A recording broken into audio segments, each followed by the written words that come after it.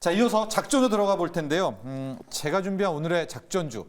앞서 제가 한세 실업 이야기할 때 살짝 힌트를 드렸었는데 바로 이 종목입니다. 영원무역을 골랐습니다. 영원무역, 대한민국 OEM 의류업체의 신화입니다. 관련한 논문도 수십 개 쏟아지고 있고요. 여러분들이 영원무역하면 가장 먼저 떠오르는 브랜드 노스페이스 떠오르시죠? 노스페이스에서는 영원무역밖에 이게 오더를 안 준다라고 하고 요즘에 룰루레몬이라는 옷, 파타고니아, 아크테릭스, MZ세대가 좋아하는 이런 브랜드들을 계속 OEM 방식으로 만들어내고 있으면서 한때는 만드는 거잖아요. 주문 받아서 영업이익률이 18%, 19%, 20%라는 이제 고마진의 또 OEM 회사가 되면서 정말 기염을 토했던 그런 회사이긴 합니다. 특히 2022년이 역대급 실적이었었어요. 그때가 아마 영업이익도 거의 2천억 가까이 나오고 그러면서 와 이제 영업무역이 새롭게 바뀐다 이러면서 당시에 2023년에 7개월 후에 시세가 났었는데 그때 주가가 6만 7천 원대까지 찍었습니다. 근데 영업무역의 지금 주가를 보면 앞자리가 4, 5는 당연히 아니고요. 3만 3천 원. 거의 한 10개월, 11개월 만에 반토막이 났는데 도대체 왜?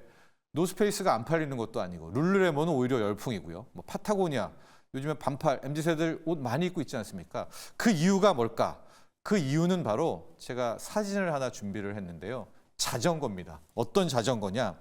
스캇이라고 자전거, 특히 산악 바이크 좋아하시는 분들은 저 SCOTT라고 보여지는 저 브랜드 있지 않습니까? 저 스캇 때문에 지금 영업무역의 주가가 반토막이 났다라는 건데요.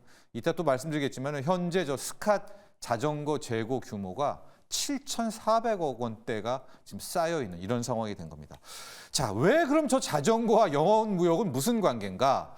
성기학 회장이 의류만으로는 안 된다라고 이제 여러 가지 성장 동력을 찾았을 것 아니겠습니까? 그래서 2013년에 유럽을 갔다가 이 스위스, 현재 유럽에서는 최고의 자전거 브랜드죠. 저 스캇이라는 것을 눈에 딱 들어온 다음에 최초의 지분을 사면서 스캇과의 인연이 시작된 다음에 그 뒤로부터 500억, 1000억 하면서 계속해서 저 스캇 지분을 늘리게 됩니다. 그러면서 하는 얘기가 이 영업무역이라는 데는 안정성밖에 없지 않느냐. 옷 만들어 팔면서 어떤 성장성을 기대하겠느냐. 그러고 성장성은 바로 저 자전거 사업으로 가겠다라고 하면서 완전히 회사의 패러다임 시프트를 하게 됩니다.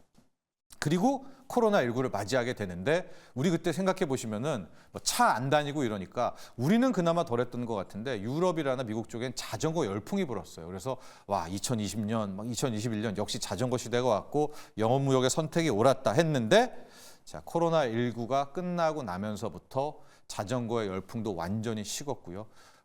재고가 쌓여서 7천억대까지 이제 재고가 쌓이게 된 겁니다. 그런데 작년 말에 이 영업무역이 또 2,300억을 또 투입을 해서 아예 스캇 지분을 과반 지분을 사들이게 되는 그런 선택을 합니다.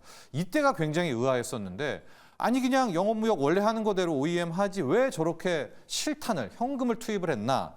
되돌릴 수가 없기 때문인데요. 현재 영업무역의 매출 구조를 좀 살펴보면 역시 제조 OEM이 한 60%, 66%입니다. 지금 표에도 나오겠지만 이제 저게 바로 오더 오는 것들을 만들어서 룰루레몬 만들고 노스페이스 만드는 건데 두 번째 항목을 보십시오. 어느덧 저 자전거 스캇 비중이 28%, 30%나 차지하게 되는. 그러니까 영업무역이 이제 옷 만드는 OEM 회사가 아니라 자전거 회사로 바뀔 정도 되돌릴 수가 없죠. 그래서 아예 더 투자를 해서 저 스캇 자전거에 올인을 하는 그런 상태가 됐었는데 자 이후에도 이 자전거의 시황은 나오지가 않고 있고요. 실제로 이번 1분기 매출을 보면 영업이익이 반토막 이상 거의 57% 이상 넘게 작년 대비 빠졌는데 지금 저 스캇을 계속 할인 판매를 하고 있거든요. 그래도 생각만큼 수요가 붙지 않고 있다.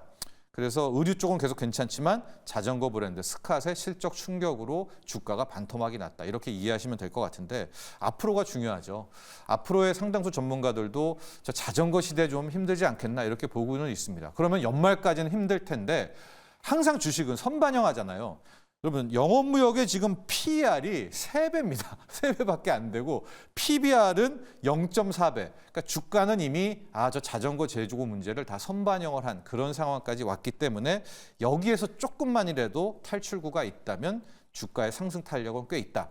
특히 유럽 쪽에서는 지금 전기 자전거로 굉장히 많은 이야기가 좀 화두가 되고 있거든요. 스캇 역시도 전기 자전거 쪽에서 새로운 탈출구를 찾고 있고 이런 겁니다. 전기차를 일반 회사가 만들거나 전기차 시대에 동참하기는 어렵지만 전기 자전거는 소위 말하는 우리가 밥숟가락 하나 얹어 놓을 수 있지 않겠습니까? 그래서 결국 이 OEM의 신화를 만들었던 이 성기혁 회장이 전기 자전거로 한번 뭔가를 또 해내지 않을까 이런 기대감이 있고 6월 14일부터 이 이슈도 있는데 미국에서 중국산 자전거, 어린이 자전거, 전기 자전거 다 지금 관세 25% 추가로 때리고 있거든요. 이런 반사이익도 있지 않겠는가. 또 하나가 이 영업무역의 매력 중에 하나였었는데 과거 왜 PBR이 0.4배나 됐나. 쌓인 현금이 엄청납니다. 전체 단기 유동성 자산이 1조 3천억이고요. 현금성 자산만 거의 9천억을 보유하고 있는 회사여서 주가가 저렇게 폭락을 하니까 가만히 있지 않아서 자사주 취득 발표를 했습니다. 12월까지 자사주 취득도 하게 되면서 주가를 또 놔두지 않겠다라는 회사 측의 부양 의지도 있기 때문에 자, 결과적으로 영업무역은 옷으로 승부하는 게 아니라 이제부터는 자전거를 봐야 되겠고요. 전기 자전거 이슈가 나올 때마다 영업무역의 주가를 체크하시면 좋을 것 같습니다. 오늘의 작전주 영업무역이었습니다. 여기까지 하겠습니다.